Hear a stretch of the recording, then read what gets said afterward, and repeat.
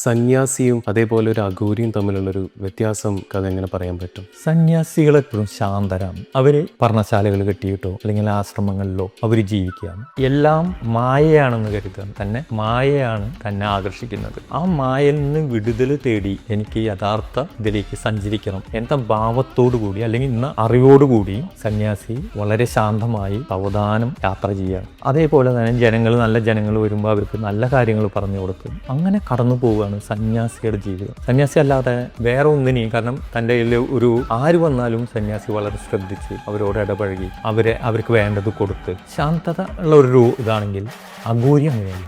അഘോരി ശിവന്റെ യഥാർത്ഥ ഭാവത്തിലേക്ക് ഉയരാനും ജീവിതം കുറച്ചേ ഉള്ളൂ എന്ന് മനസ്സിലാക്കാനും ഇവർ സമൂഹത്തിന്റെ എല്ലാ നിയമങ്ങളെയും പൊട്ടിച്ചുകൊണ്ട് കറുത്തുകൊണ്ടാണ് അഘോരി മുന്നോട്ട് പോകുന്നത്. കാരണം അഘോരിക്ക് അറിയാൻ സമയമില്ല എന്നുള്ളത്.